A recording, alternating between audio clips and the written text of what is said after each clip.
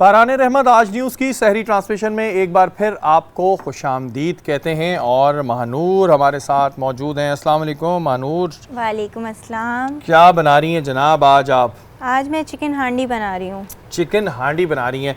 अच्छा, मुझे ये बताएं कि इसके इंग्रेडिएंट्स क्या हैं, क्या इसमें डलता है, क्योंकि ये बड़ा एक मुश्किल काम होता है। ज़रा सा भी कुछ ऊपर नीचे हो जाए ख़राब हो जाना है। बिल्कुल बिल्कुल, आप सही कह रहे हैं। इसमें मैं बता देती हूँ सब।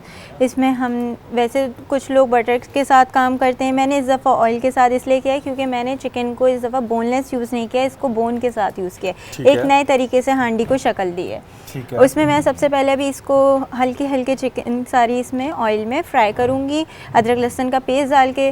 फिर उसके बाद जब अच्छे से इसकी एक तरीके से चिकन की हीक निकल जाएगी तो उसमें मैं फिर बाकी इंग्रेडिएंट्स यूज़ करूँगी, जैसे कि नमक, मिर्चें, क्यूमिन पाउडर, कोरिएंडर पाउडर, इस तरह इन सबको हम यूज़ करके इसकी अच्छे से भुनाई करेंगे। फिर हम इसमें दूध ऐड करेंगे ताकि अच्छे से हांडी भून जाए। दूध भी इसमें डलेगा? जी बिल्कुल। अच्छा, इसको कहते क्या है वैसे? इसका नाम क्या है? हर डिश के कुछ ना कुछ नाम रखे होते हैं शेफ ने। आपने क्या नाम रखा हुआ है इसका? मैंने इसका मखनी हांडी रखा है नाम। मखनी हांडी रखा है। अच्छा, मुझे ये बताएं कि रमज़ानों में अमूमन ये बड़ा होता है कि अगर सहरी हैवी कर लो तो फिर पूरा दिन हैवी रहता है। बिल्कुल। तो ये हैवी आइटम है या किस तरह का है ये? वैसे ये एक ऐसा आइटम है कि आपके मूड के हिसाब से चल सकता है। अगर आप इसको ज़्यादा हैवी करना चाहें तो आप क्रीम की क्वांटिटी बढ़ा दें, आप इसके साथ चीज़ की क्वांटिटी बढ़ा दें। और अगर आप इसको लाइक पोलाइटली रहना चाहते हैं तो आप इसमें चीज़ कम रखें, जैसे कि मैंने आज इसमें चीज़ कम रखी है। तो यानी कि आपका मूड क्या है ये आप मुझे बताएं। आज मैं सोचा है कि फर्स्ट सहरी है, फर्स्ट सहरी में बिल्कुल एकदम से हैवी खाना, बिल्कुल रूटीन आउट हो रही होती है, क्योंकि आप जो एक आपका रूटीन बना हुआ होता है 10 बजे खाकर रात में सो जाना,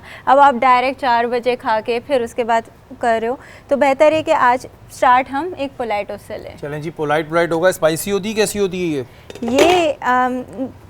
नॉमिनल होती है। अगर आप माइल्ड रखना चाहें तो माइल्ड भी रख सकते हैं, वैसे ज़्यादातर लोग प्रेफर करते हैं माइल्ड पे। चलें जी, और मानूर के हाथ से हम खाने भी खाते रहेंगे, इनसे हमारी बातचीत भी जो है वो जारी रहेगी। आते हैं अपनी दूसरी मेहमान की जानिब। हमारे साथ मौजूद हैं डॉक्टर राहील, नेचुरोपैथ हैं। डॉक्टर साहब, आप नेचुरोपैथ, हमने होम्योपैथ का भी सुना है, एलोपैथ का भी सुना है, हर्बलिस्ट भी होते हैं।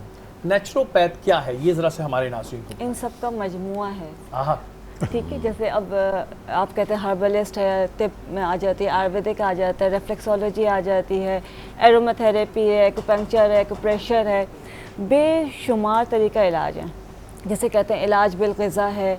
अल्लाह ताला ने दुनिया में जो चीज़ उतारी है कोई भी बेकार नहीं है, चाहे वो मट्टी हो, रेत हो, पानी है, कोयला है, कुछ भी है, खाक, फूल, पत्ते, दहात, पत्थर, हर चीज़ में अल्लाह ताला ने बेशुमार फ़ायदे छुपाए हुए।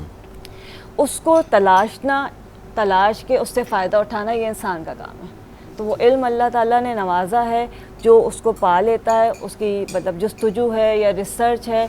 तो नेचुरोपैथी इस तरह के 80 तरह के जो मतलब अराउंड 80 कहना चाहिए स्टडीज़ हैं या डिफरेंट मेथड हैं जो तरीका इलाज है, उसको कंबाइन करके जो कहा जाता है वो कहा जाता है, उनका मजमुआ जो है वो नेचुरोपैथी है। अच्छा, मेन जो उसका बेसिक जो उसका मीनिंग लिया जाता है वो है तरीका इलाज, जो कुदरती तरीका इलाज है। कुदरती। जैसे अब आप खाने की बात हो रही है, इसमें हम नमक इस्तेमाल करते हैं, मिर्ची हम कहते हैं जायके के लिए, लेकिन ये जायका नहीं है, इसमें हर चीज़ में कुछ ना कुछ फ़ायदा अल्लाह ताला ने रखा है। माशाअल्लाह। सिर्फ एक नमक से ही आप हज़ारों बीमारी का इलाज कर सकते हैं। अच्छा। और वो पानी से जैसे इलाज होता है, मिर्चें जैसे कहते हैं मिर्चें ज़्यादा खाते हैं अल्सर हो जाता है, कुछ हो जाता है, लेकिन एक मिर्च से भी बेशुमार इलाज होते हैं। अच्छा, तो इस तरह। अच्छा, ये जो आपने बताया कि इसकी 80 स्टडीज़ हैं, इसमें से एक एक्यूपंक्चर भी मेरे ख्याल से होता है, इसका क्या प्रोसीजर होता है? और लोगों का एक थोड़ा हमारा बिलीव होता है बहुत जल्दी पे कि जी हम मेडिसिन लें और ठीक हो जाए फौरी। क्या ये लॉन्ग प्रोसेस होता है कि मतलब इसमें वही होम्योपैथिक वाला कि जी स्टेक्स? बिल्कुल। देखिए, होम्योपैथिक हो गया या एक्यूप्रेशर हो गया या एक्यूपंक्चर हो गया। प्रेशर में होता है कि हम अपने थंब या किसी आप स्टिक के थ्रू जो है डिफरेंट पॉइंट्स होते हैं, हर एक पोर के अंदर अल्लाह ने पूरे जिस्म के एक को, जैसे डॉक्टर साहब बहुत अच्छी तरह जानते होंगे इस चीज़ को, कि आपकी एक रग या नस जिससे कहते हैं वो हर बॉडी के अंदर मूव कर रही है। हम इस एक पोर से पूरी बॉडी का इलाज कर सकते हैं। तो उसमें जब एक्यूपेंक्चर की हम बात करते हैं वो नीडल्स के थ्रू कर रहे होते हैं।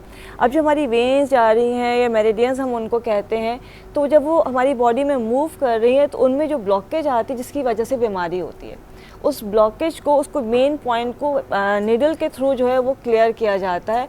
तो वो रवानी जब आती है तो आपकी बीमारी दूर होना शुरू हो जाती है। लेकिन ऐसा नहीं है कि एक लगाएंगे और ख़त्म हो जाएगी, मतलब एक स्लो प्रोसेस है। और आपको रेगुलर, जैसे आपने एक दवा खानी होती है तो आप एक्यूपेंक्चर पे चले जाएं, प्रेशर पे चले जाएं, एक्यूप्रेशर पे चले जाएं, होम्योपैथिक पे चले जाएं, या कलर थेरेपी पे चले जाएं, या एरोमा थेरेपी पे चले जाएं। उसके लिए आपको थोड़ा सा टाइम लगाना पड़ता है। इसकी बड़ी सिंपल सी आप बल्कि कॉमन कह लें, पचना जिसे हम कहते हैं, कपिंग, हिजामा जिसे हम कहते हैं, ठीक है। तो इसका भी अगर हम कहते हैं कि जी अब बहुत सारे लोग आ रहे हैं, पूरी दुनिया में इसके हॉस्पिटल्स बने हुए हैं जो कि सिर्फ थ्रू कपिंग जो है इलाज कर रहे होते हैं। उसमें होता है क्या है, आपका एक मेन पॉइंट है जहाँ पे आपका प्रॉब्लम है, वहाँ पे जो है कट लगाए जाते हैं और आपका ब्लड निकाला जाता है। तो वो ब्लड निकलता है जो टॉक्सिक होता है, और देन फिर वो आपकी जो है ना बॉडी हील होना शुरू हो जाती है। तो इसी तरह से डिफरेंट तरीके, अच्छा वो ऐसा नहीं है कि वो कट लगाएंगे तो सारे जिस्म का खून निकल आएगा, ऐसा कुछ भी नहीं है। उसकी डेट्स होती हैं, उसके टाइमिंग्स होते हैं, उसके पॉइंट्स होते हैं, वो डिफरेंट चीज़ें। और सुन्नत के हिसाब से चलते हैं तो वो बिल्कुल एक अलग चीज़ है, उसके पॉइंट्स अलग हैं। जो सुन्नत, इलाज सुन्नत को हम लेके चलते हैं, और उसके डेज़ एंड उनके टाइमिंग्स अलग है। अच्छा डॉक्टर साहब, मुझे बताएं कि ये जो आप बता रही हैं कि इसमें तकरीबन हर चीज़ का इलाज होता है, तो जैसे आजकल लोग बहुत से, मैंने देखा है कि वो वेट कम करने के लिए बहुत सी ऐसी मेडिसिन्स भी यूज़ कर लेते हैं कि जो उसके बाद उनको नुकसान हो जाती हैं। तो कोई नेचुरल चीज़ों से ऐसा है कि जो हमें हमारा वेट कम कर सके या ये प्रॉब्लम्स जो होती हैं ख़त्म कर सके? देखिए, वेट कम करना दुनिया का मेरे हिसाब से सबसे आसान काम है। अच्छा, आप खाना कंट्रोल कर ले, वेट कम हो जाएगा। किसी भी, अल्लाह ना करे, जहाँ पे फाके होते हैं या जिनको खाना नहीं मिलता, क्या उनका वेट कभी आपने बढ़ा हुआ देखा है? तो खाना, अगर वेट अगर बढ़ रहा है, इट मीन्स आप खाना अपनी ज़रूरत से ज़्यादा खा रहे हैं।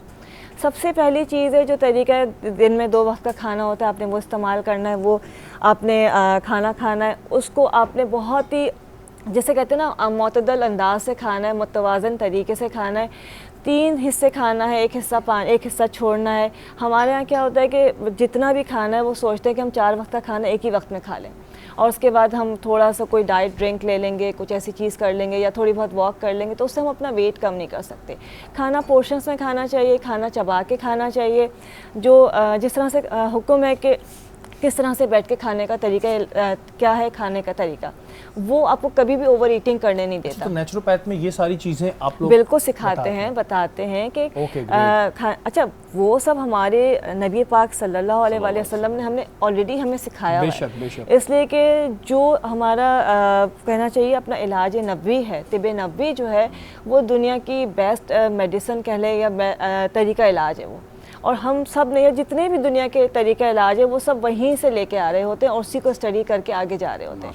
तो उसमें बैठ के किस तरह से खाना है, खाने से पहले आप नमक चख रहे होते हैं या पानी पी रहे होते हैं, खाने के बाद आपने पानी नहीं पीना है, खाने के दरमियान कितना वक्फा होना चाहिए, किस वक्त खाना चाहिए, खाने के बाद कैलूला करना चाहिए, रात के खाने के बाद आपने फ़ौरन सोना नहीं है, ये तमाम चीज़ें आपको बताई गई हैं।